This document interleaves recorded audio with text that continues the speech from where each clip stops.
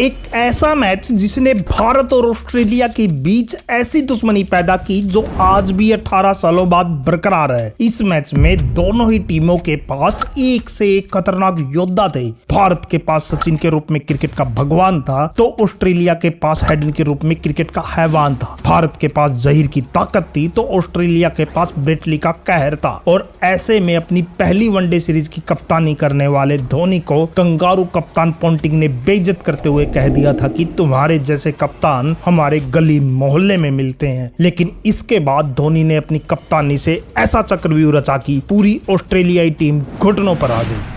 भारत के कप्तान महेंद्र सिंह धोनी ने टॉस जीतकर पहले बल्लेबाजी करने का फैसला लिया और सचिन तेंदुलकर और सौरव गांगुली भारत के लिए ओपनिंग करने के लिए मैदान में उतरे। 2007 वनडे वर्ल्ड कप में बुरी तरीके से बेइज्जत होकर बाहर होने के बाद अब फिर से सचिन को भारत के लिए ओपनिंग करवाया जा रहा था और ऑस्ट्रेलिया की तरफ से गेंदबाजी की शुरुआत कर रहे थे उनके खूंखार गेंदबाज ब्रेट ली। ये वो दौर था जब ब्रेट ली की 150 से ज्यादा की स्पीड की गेंदबाजी बड़े बड़े बल्लेबाजों की धजिया उड़ा देती थी। लेकिन दादा उस दिन अलग मूड में थे। पहले ही ओवर में उन्होंने ब्रेट ली को फाइन लेग पर एक चौका जड़ दिया, लेकिन दूसरे ओवर में नाथन ब्रेकन के अंदर आती हुई गेंद सचिन के पैड पर लगती और जबरदस्त अपील हुई। एक पल को तो ऐसा लग रहा था कि सचिन का सबसे बड़ा दुश्मन स्टीव बकनर उंगली उठा ही देगा, लेकिन उस दिन बकनर सचिन को नॉट आउट दे देता है और सचिन बच जाते हैं। इसके बाद ब्रेट ली अपनी रफ्तार से लगातार सचिन को परेशान कर रहा था, लेकिन एक गेंद लेग साइड पर वाइड होकर चौके के लिए चली जाती है। इसके बावजूद कंगारू गेंदबाजों ने अपनी खतरनाक गेंदबाजी से सचिन और दादा को परेशान करके रख दिया था। इसी बीच सचिन एक बार फिर आउट होते होते बचते हैं। ब्रेट ली की गेंद सचिन के बल्ले का किनारा लेकर विकेट कीपर के पास जाती है। कंगारू अपील भी करते हैं, लेकिन अंपायर शास्त्री सचिन को नॉट आउट दे देते हैं और सचिन को एक जीवन दान मिल जाता है। 5 ओवर के बाद भारत का स्कोर सिर्फ 13 रन था, लेकिन छठे ओवर में दादा एक बेहतरीन कवर ड्राइव का चौका लगाकर थोड़ा दबाव कम करते हैं और इसके बाद ओवर की अंतिम गेंद पर दादा ऑफ साइड पर एक और बेहतरीन चौका लगाकर कंगारुओं को बता देते हैं कि उन्हें ऑफ साइड का भगवान क्यों कहा जाता है। 7वें ओवर में सचिन एक बार फिर किस्मत के कारण आउट होने से बच जाते हैं। ब्रेट ली की गेंद पर उनके खिलाफ एलबीडब्ल्यू की जोरदार अपील होती है, लेकिन अंपायर शास्त्री उन्हें फिर से नॉट आउट दे देते हैं। हालांकि रिप्ले में साफ दिख रहा था कि गेंद सीधा विकेट्स में जाके लगती। अगली गेंद ब्रेट ली एक शॉर्ट पिच फेंकता है और सचिन उसे सही से नहीं खेल पाते और गेंद हवा में चली जाती है, लेकिन ये सचिन की किस्मत ही थी कि गेंद 3 खिलाड़ियों के बीच में गिर जाती है और चौथी बार सचिन आउट होने से बाल बाल बच जाते हैं। ऑस्ट्रेलिया के गेंदबाजों ने भारत के दोनों धाकड़ ओपनरों को जकड़ के रख दिया था। 10वें ओवर में जॉनसन की पैरों पर मिली एक गेंद को दादा चौके के लिए भेज देते हैं। इसके बावजूद 10वें ओवर की समाप्ति पर भारत का स्कोर सिर्फ 34 रन था और क्रिकेट के भगवान सचिन तेंदुलकर 29 गेंदों पर सिर्फ 4 रन बनाकर बल्लेबाजी कर रहे थे। और ऑस्ट्रेलिया जैसी खूंखार टीम के सामने ऐसी शुरुआत के बाद जीत अब लगभग नामुमकिन जैसी लग रही थी। सचिन आज बिल्कुल भी टच में नहीं लग रहे थे, इसलिए गांगुली ने आक्रामक बल्लेबाजी करने की ठान ली। दादा ने पहले ब्रेकन को लॉफ्टेड ऑन ड्राइव लगाया और उसके बाद आगे बढ़कर ब्रेकन गेंद पर पॉइंट के ऊपर से एक जबरदस्त चौका जड़ दिया और इसके साथ ही भारत के 50 रन भी पूरे हो गए। दादा अब जॉनसन की 150 से रफ्तार की गेंदों को भी आगे बढ़कर खेल रहे थे। वो जॉनसन को पहले कवर के ऊपर से लॉफ्ट करते हैं, फिर फ्लिक करके फाइन लेग पर चौका जड़ देते हैं। दादा की आक्रामक बैटिंग देखकर पूरा स्टेडियम अब जश्न मना रहा था और आखिरकार 15वें ओवर में सचिन ने भी होप को एक कट करके अपनी पारी का पहला चौका जड़ दिया। 15 ओवर के बाद भारत का स्कोर 68 रन पर पहुंच गया था। दोनों बल्लेबाज अब पूरी तरीके से सेट हो चुके थे और धीरे धीरे भारत के स्कोर को आगे लेके जा रहे थे, लेकिन 20वें ओवर में होप की गेंद पर गांगुली 41 रन बनाकर विकेट के पीछे कैच आउट हो गए। अब 20 ओवर की समाप्ति पर भारत का स्कोर 1 विकेट के नुकसान पर 91 रन था। गांगुली के आउट होने के बाद अब युवराज सिंह मैदान में बल्लेबाजी के लिए उतरे। दादा के आउट होने के बाद अब आक्रामक बल्लेबाजी की जिम्मेदारी सचिन पर थी और अगले ही ओवर की पहली ही गेंद पर सचिन ने कट करके एक बेहतरीन चौका लगा दिया। सचिन को आक्रामक बल्लेबाजी करता देख पोंटिंग ने गेंदबाजी के लिए ब्रेट ली को वापस बुलाया, लेकिन सचिन ने ली को एक शानदार कवर ड्राइव का चौका लगा के बता दिया कि अब वो परेशान होने वाले नहीं है। वही युवराज को फंसाने के लिए पोंटिंग ने ब्रेड हुक को बुलाया, लेकिन यूवी ने पैडल स्वीप करते हुए बेहतरीन चौका जड़ दिया। चौका लगते ही होग युवराज को स्लेज करते हुए गालियां निकालने लगा, लेकिन अपने होम ग्राउंड पर खेल रहे यूवी ने उसे पहले कट करके पॉइंट पर एक बेहतरीन चौका लगाया और उसके बाद स्वीप करके एक और कड़ाकेदार चौका ठोककर उस कंगारू गेंदबाज को उसकी औकात याद दिलवा दी। 31 ओवर के बाद भारत का स्कोर 1 विकेट के नुकसान पर 145 रन था और दोनों बल्लेबाजों के बीच 54 रन की तेज साझेदारी भी हो चुकी थी। अगले ओवर में सचिन ने 2 रन लेकर अपने वनडे कैरियर की 84वीं 50 पूरी कर ली। सचिन ने ये 50 रन 91 गेंदों पर पूरे किए थे और अब भारत के लिए जरूरी था कि आक्रामक बल्लेबाजी की जाए और सचिन ने अगले ही ओवर में इसकी शुरुआत भी कर दी। सचिन ने साइमंड की गेंद पर कवर में एक शानदार चौका लगा दिया और इसी के साथ भारत के 150 रन भी पूरे हो गए। अगले ओवर में ब्रेकन को पहले युवराज सिंह ने कट करके एक चौका जड़ा और उसके बाद सचिन ने भी एक पैडल शॉट खेलते हुए चौका लगा दिया। दोनों बल्लेबाज मिलकर अब कंगारुओं की अच्छे से खबर ले रहे थे। अगले ओवर में युवराज ने एक और स्वीप करते हुए साइमंड को फिर से चौका ठोक दिया। सचिन और युवराज की धुनाई से कंगारू गेंदबाज अब बिलबिला उठे थे। 35वें ओवर में भारत का स्कोर 172 पर पहुंच गया था, लेकिन अगले ही ओवर में युवराज एक बड़ा शॉट मारने की कोशिश में होप की गेंद पर पोंटिंग को कैच दे बैठे। भारत को अब यहां से तेजी से रन बनाने की जरूरत थी,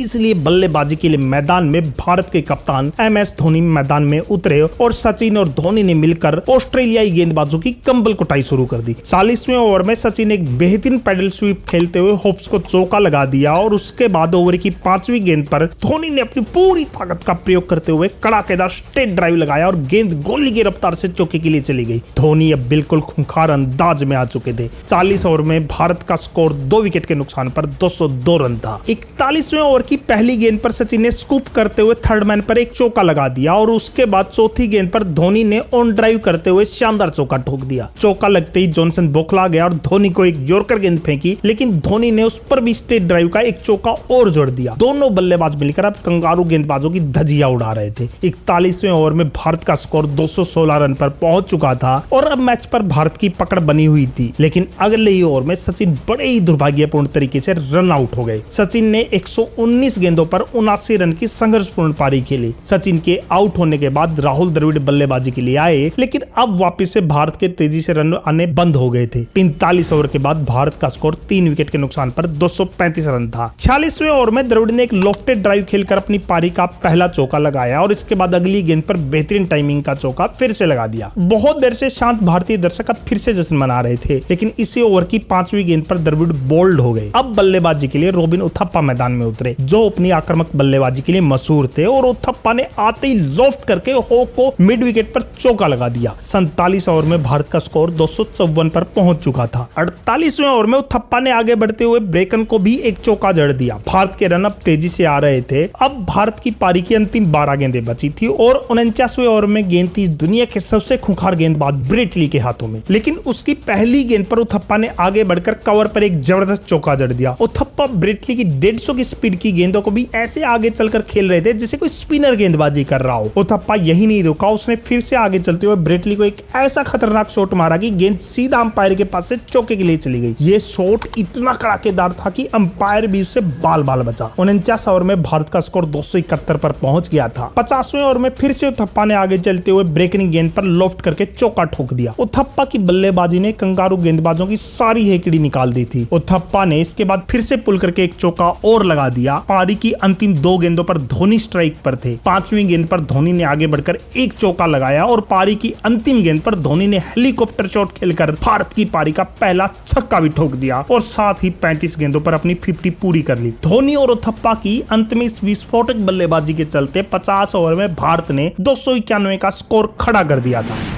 ऑस्ट्रेलिया को जीत के लिए 292 रन बनाने थे और अब लक्ष्य का पीछा करने मैथ्यू हेडन और एडम गिलक्रिस्ट की जोड़ी मैदान में थी। एक ऐसी जोड़ी जो मैदान में तबाही मचा देती थी। जहीर खान ने शुरुआत में अपनी स्विंग गेंदबाजी से दोनों को परेशान जरूर किया, लेकिन तीसरे ओवर में हेडन ने जहीर खान को एक झन्नाटेदार चौका जड़ दिया और इसके बाद अगले ही ओवर में गिलक्रिस्ट ने आरपी सिंह को एक लाजवाब छक्का ठोक दिया। अगले ओवर में गिलक्रिस्ट ने जहीर को फिर से पुल करके एक चौका और जड़ा और उसके बाद ओवर की 5वीं गेंद पर हेडन ने एक शानदार छक्का लगा दिया। दिया। गिलक्रिस्ट और हेडन की ये जोड़ी अब खूंखार भेड़िए की तरफ भारतीय गेंदबाजों का शिकार कर रही थी और ऑस्ट्रेलिया का स्कोर 5 ओवर में 35 रन पर पहुंच गया था। गिलक्रिस्ट लगातार छोटी गेंदों पर पुल कर रहे थे। अब धोनी ने अपना प्लान बनाते हुए वहीं स्क्वायर लेग बाउंड्री पर जहां वो चौके लगा रहे थे फील्डर लगाया और आरपी सिंह को छोटी गेंद करने को कहा और गिलक्रिस्ट धोनी के जाल में फंस गए और ठीक वहीं स्क्वायर लेग पर जहीर खान जो खड़े थे उनके हाथों में कैच पकड़ा बैठे और इसी के साथ ऑस्ट्रेलिया को पहला झटका भी लग गया। अब ऑस्ट्रेलिया के कप्तान रिकी पोंटिंग मैदान में थे। उस दौर की ऑस्ट्रेलिया टीम की सबसे बड़ी खासियत थी कि विकेट चाहे भले ही गिरे लेकिन वो ऐसे ही ताबड़तोड़ बल्लेबाजी करते थे। हेडन ने उसी अंदाज को जारी रखते हुए 8वीं ओवर में आरपी सिंह को 2 जबरदस्त चौके लगा दिए और उसके बाद जहीर खान को भी कट करते हुए एक चौका लगा दिया। भारत अभी हेडन से बचने का तरीका ढूंढ ही रहा था कि पोंटिंग ने भारतीय गेंदबाजों पर हमला कर दिया। पोंटिंग ने आरपी सिंह की जबरदस्त तरीके से कुटाई करते हुए एक के बाद एक 3 चौके लगा दिए। 10 ओवर के बाद ऑस्ट्रेलिया का स्कोर 75 रन था। इसके बाद भी ऑस्ट्रेलिया बल्लेबाजों का कहर जारी रहा। 11वें ओवर में हेडन ने आगे चलते हुए जहीर खान को एक गगनचुंबी छक्का लगा दिया और उसके बाद एक चौका जड़ दिया। कंगारू बल्लेबाजों का विस्फोटक अंदाज देखकर धोनी जैसा सातिर कप्तान भी अब बेबस सा लग रहा था। धोनी ने गेंदबाजी में बदलाव करते हुए इरफान पठान को बुलाया लेकिन पठान को भी लगातार चौके लगे। फिर भज्जी आए तो उनकी गेंदबाजी के साथ भी वही सलूक हुआ और उसके बाद गांगुली गेंदबाजी के लिए आए तो उनकी गेंदों को भी कंगारू बल्लेबाजों ने सीमा रेखा के बाहर ही पहुंचाया। 18 ओवर में ऑस्ट्रेलिया का स्कोर 122 पर पहुंच चुका था और दोनों बल्लेबाज ऐसी बल्लेबाजी कर रहे थे मानो 40 ओवर में ही इस मैच को खत्म करना चाहते हो। दोनों बल्लेबाज आगे बढ़कर खेल रहे थे इसलिए अब धोनी इरफान की गेंदबाजी पर विकेट के ऊपर आके खड़े हो गए और 19वें ओवर की दूसरी गेंद पर धोनी ने पोंटिंग को स्टंप भी कर दिया। धोनी को छोड़कर किसी को नहीं लगा कि ये आउट होगा लेकिन अंपायर ने बार बार रिप्ले देखने के बाद पाया कि पोंटिंग का पैर लाइन के ऊपर था और उसे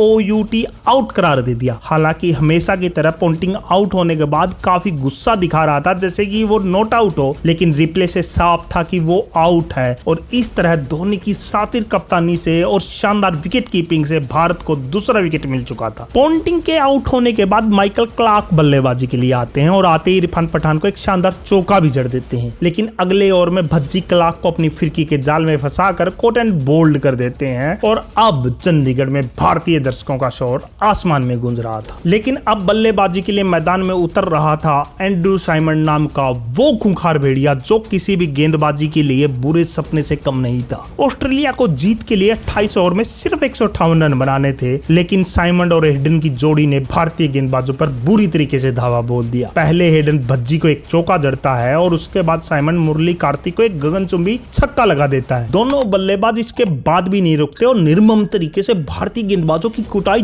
जारी रखते हैं। लेकिन इसके बाद धोनी एक प्लान बनाते हैं जो आजकल हम देखते हैं कि लेफ्ट हैंडेड बैटर आते ही लेफ्ट आर्म स्पिनर को कप्तान गेंदबाजी से हटा देते हैं लेकिन धोनी उस दिन हेडन जैसे खूंखार बल्लेबाज के सामने मुरली कार्तिक को फिर से ओवर दे देते हैं और मुरली कार्तिक धोनी के फैसले को सही साबित करते हुए हेडन को 92 के स्कोर पर जहीर खान के हाथों कैच आउट करवा देते हैं और शांत पड़े स्टेडियम में फिर से भारतीय दर्शकों का शोर गूंजने लगता है। 34 ओवर में ऑस्ट्रेलिया का स्कोर 4 विकेट के नुकसान पर अब 191 रन था। बची हुई 96 गेंदों पर उन्हें जीत के लिए सिर्फ 101 रन बनाने थे और अब बल्लेबाजी के लिए ब्रेड होज मैदान में आया लेकिन साइमंड बेरहमी से अभी भी भारतीय गेंदबाजों की कुटाई कर रहा था और ब्रेड होज भी बीच बीच में चौके और सिंगल्स ले रहा था। ऑस्ट्रेलिया को जीत के लिए 42 गेंदों पर महज 48 रन बनाने थे। सबको अब लग रहा था कि यह मैच ऑस्ट्रेलिया बहुत आराम से जीत जाएगा लेकिन 44वें ओवर में हरभजन सिंह की गेंद पर धोनी ने लेग साइड पर होज को शानदार तरीके से स्टंप कर दिया। होज को वापिस जाते हुए भी समझ में नहीं आ रहा था कि कोई यॉर्कर में भी यार स्टंप कैसे कर सकता है। अब बल्लेबाजी के लिए जेम्स होप्स आए लेकिन भारत को यह मैच जीतना था तो एंड्रू साइमंड का विकेट चाहिए था जो बेरहमी से भारतीय गेंदबाजों की कुटाई करते हुए 75 रन पर खेल रहा था। अंतिम 20 गेंदों पर ऑस्ट्रेलिया को जीत के लिए 24 रन बनाने थे और गेंद थी आरपी सिंह के हाथों में और आरपी सिंह ने स्लोअर वन पर साइमंड के डंडे उखाड़ दिए और इसके बाद स्टेडियम में गूंज रहा शोर और भारतीय टीम का जश्न ये बताने के लिए काफी था कि यह विकेट भारत के लिए क्या मायने रखता था। और अगली गेंद पर आरपी सिंह ने एक शानदार थ्रो करते हुए ब्रेड हॉक को भी रन आउट कर दिया। 2 गेंदों पर 2 विकेट लेकर भारत ने मैच में जबरदस्त वापसी कर ली थी। थोड़ी देर पहले धाड़ने वाले कंगारू अब भीगी बिल्ली बने हुए थे। 18 गेंदों पर उन्हें अभी भी 24 रन चाहिए थे और ब्रेटली और जेम्स होप्स क्रीज पर थे। 48वें ओवर में फिर धोनी ने एक चाल चलते हुए सबकी आशाओं के विपरीत स्पिनर मुरली कार्तिक को ओवर दे दिया और कार्तिक फिर से धोनी के फैसले को सही करते हुए सिर्फ 2 रन रन देते हैं। 49वां ओवर लेकर आरपी सिंह आए और उन्होंने भी सिर्फ 6 रन दिए। अब अंतिम ओवर में ऑस्ट्रेलिया को जीत के लिए 16 रनों की जरूरत थी और गेंद थी जहीर खान के हाथों में, जो उस दिन काफी महंगे साबित हुए थे। ओवर की पहली गेंद पर होप ने एक जबरदस्त चौका ठोक दिया और बताने की कोशिश की कि यह